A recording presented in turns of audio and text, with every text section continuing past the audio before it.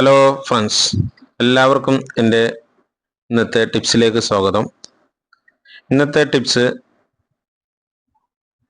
പ്രവാസി ക്ഷേമനിധി അംശാദായം എങ്ങനെ അടക്കാം, അതിൻ്റെ ഫൈന് എങ്ങനെ അടക്കാം, അതായത് അതിൽ എങ്ങനെ പേയ്മെൻറ്റ് ചെയ്യാം, ഓൺലൈനായി പേയ്മെൻറ്റ് ചെയ്യാം എന്നുള്ളതാണ് നോക്കുന്നത്.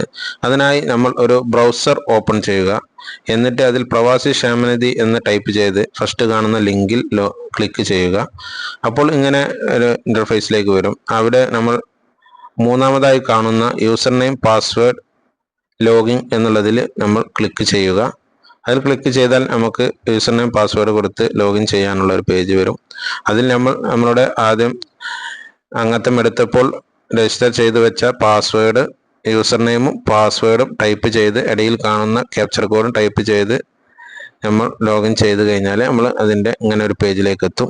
അവിടെ നമുക്ക് നമ്മുടെ ആപ്ലിക്കേഷൻ നമ്പറും മെമ്പർഷിപ്പ് നമ്പറും നമുക്ക് ആ ബ്ലൂ കളറിൽ കാണാൻ സാധിക്കും.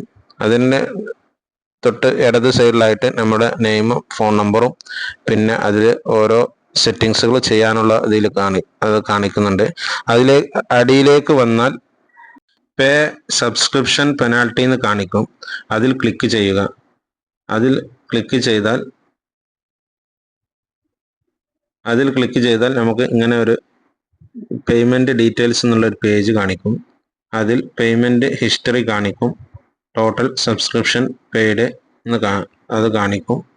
പിന്നെ പെൻഡിങ് സബ്സ്ക്രിപ്ഷൻ എമൗണ്ട് എന്നുള്ളത് കാണിക്കും. പിന്നെ പെനാൽറ്റി എത്രയെന്നുള്ളത് കാണിക്കും. അപ്പോൾ അതിൽ നമ്മൾ സെലക്ട് ചെയ്യാൻ നമുക്ക് പേയ്മെൻറ്റ് ഹിസ്റ്ററി എന്നുള്ളതിൽ നമ്മൾ ക്ലിക്ക് ചെയ്ത് കഴിഞ്ഞാൽ നമുക്ക് അതിൽ ഏത് മോഡാന്നുള്ളത് കാണിക്കും. നമുക്ക് മൊത്തത്തിൽ അംശാദായം ഫൈനും മൊത്തത്തിൽ അടക്കണം എന്നുള്ളത് നമുക്ക് സെലക്ട് ചെയ്ത് ചെയ്യാം.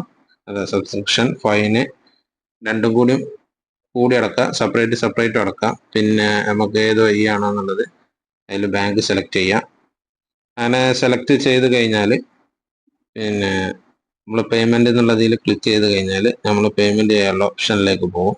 അവിടെ നമുക്ക് നമ്മളുടെ ബാങ്ക് കാർഡ് വെച്ചിട്ട് ചെയ്യാം, UPI ID വെച്ചിട്ട് ചെയ്യാം, നെറ്റ് ബാങ്കിങ്ങുകൾ വെച്ചിട്ട് ചെയ്യാം.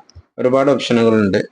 നമ്മൾ ഏതാ നമ്മൾ സെലക്ട് ചെയ്യുന്നത് അതിനനുസരിച്ച് നമുക്ക് പേയ്മെൻറ്റ് ചെയ്യാനുള്ള ഓപ്ഷനുകളുണ്ട്.